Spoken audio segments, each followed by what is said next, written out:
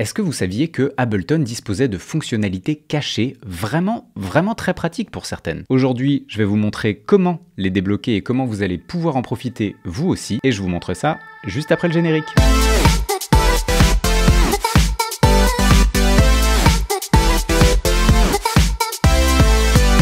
Bienvenue à toutes et à tous dans une nouvelle vidéo de Simple Comme Live, la chaîne qui vous parle d'Ableton, mais pas que, et qui essaye de le faire le plus simplement possible. Alors ces fameuses fonctionnalités cachées, qu'est-ce qu'elles font exactement? Déjà, il faut savoir qu'il y en a tout un paquet, mais aujourd'hui, moi je vais vous parler des 3 que je trouve les plus pratiques. Et pour vous donner tout de suite une idée de quel genre d'options vous allez pouvoir débloquer, eh bien regardez ici mon projet dans Ableton, j'ai un nouveau bouton qui est apparu sur la droite après la manipulation que je vais vous montrer. Et maintenant, quand je clique dessus, j'ai accès à la visibilité sur tous mes plugins dans la vue session. Ce qui me permet de traiter cette vue session vraiment comme une console de mixage, et je vois en plus la chaîne des plugins qui est utilisée dans cette vue. Mais il y a également d'autres petites options que je vais vous détailler et je vais vous montrer comment vous allez pouvoir les débloquer. Étrangement, pour les débloquer, vous n'aurez pas du tout besoin d'être dans Ableton, mais il vous faudra dans un premier temps créer un fichier texte. Là, je vais pouvoir vous montrer comment le faire sur un Mac parce que c'est la machine que j'utilise,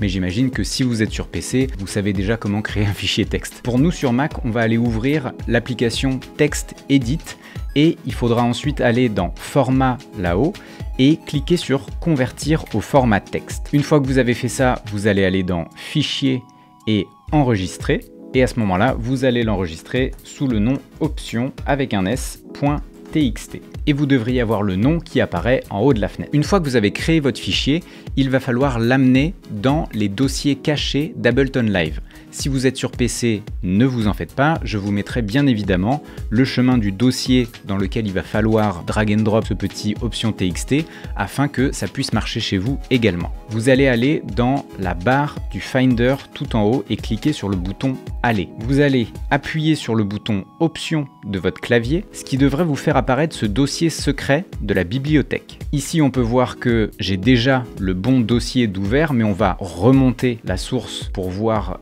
dans quel dossier il faut cliquer. Dans un premier temps, vous êtes donc dans ce fameux dossier bibliothèque un peu caché. Vous allez descendre jusqu'à trouver le dossier Préférences. Une fois que vous êtes dans le dossier Préférences, vous allez trouver un dossier Ableton, et là, vous allez voir les différentes versions, donc les différentes mises à jour d'Ableton qui sont enregistrées sur votre ordinateur. Vous allez dans celle que vous utilisez, qui est théoriquement la dernière, et à l'intérieur de ce dossier, vous voyez que moi, j'ai collé mon option.txt. Maintenant que votre fichier est au bon endroit dans votre ordinateur, il va falloir remplir ce fichier avec certaines lignes de commande, une ligne de commande correspondant à une option cachée dans Ableton.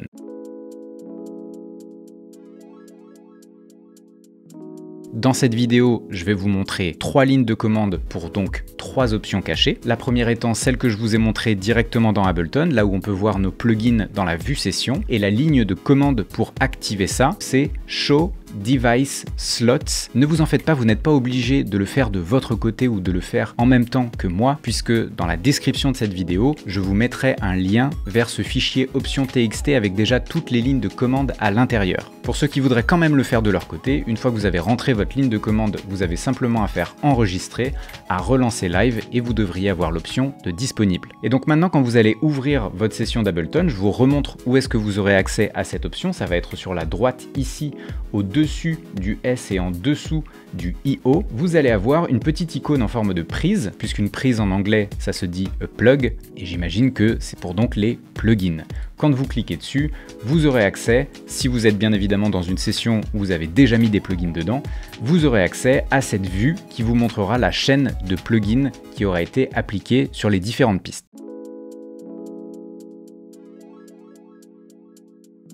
La deuxième ligne de commande sera quant à elle Enable Arm On Selection. Donc, pour les gens qui parlent un petit peu anglais, peut-être qu'ils ont déjà deviné ce que ça allait faire. À présent, quand vous relancez votre session Ableton et que vous cliquez sur une piste, et ce n'était pas le cas avant, sur n'importe quelle piste, qu'elle soit audio ou MIDI, vous pouvez voir que le bouton Arm to Record, donc ça veut dire armer la piste pour pouvoir enregistrer, va se sélectionner automatiquement. Avant, il allait falloir cliquer dessus manuellement à chaque fois.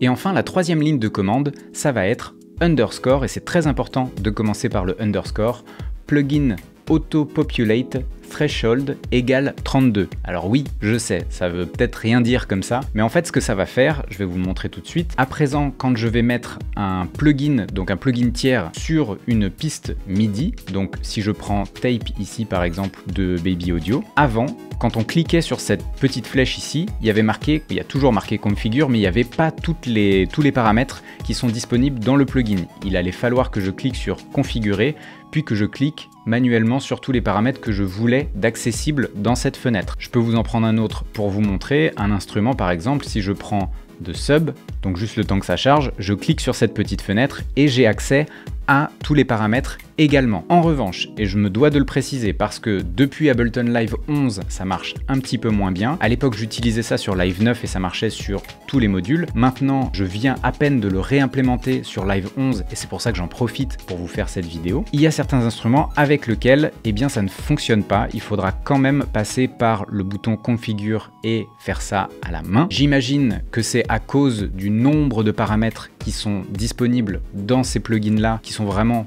énormes, et du coup, la taille de la fenêtre ne serait même pas adaptée pour tout afficher. Donc voilà, cette troisième ligne de commande, elle n'est pas infaillible, mais sachez qu'il existe énormément d'autres lignes de commande. Je ne les ai pas du tout toutes explorées, mais sachez qu'il y en a un bon paquet. Si jamais ça vous intéresse que je me penche sur une liste beaucoup plus complète pour voir s'il y a des options qui pourraient être intéressantes à l'intérieur, n'hésitez pas à me le dire en commentaire, ça pourra faire l'objet d'une future vidéo. C'est toujours un mystère pour moi d'essayer de comprendre pourquoi ces options ne sont pas disponibles nativement juste en ayant un menu et qu'on puisse les activer ou non, mais les développeurs en ont décidé ainsi, donc on en est réduit à faire ce fichier TXT et à rentrer nos propres lignes de commande pour débloquer ces options. En tous les cas, j'espère que cette vidéo vous aura plu, que vous aurez appris quelque chose, qu'elle vous sera utile. Si c'est le cas, n'hésitez pas à lâcher votre plus beau pouce bleu, à vous abonner à la chaîne et à partager cette vidéo. Quant à moi, je vous retrouve très vite sur la chaîne, je vous fais des petits bisous, allez, ciao ciao!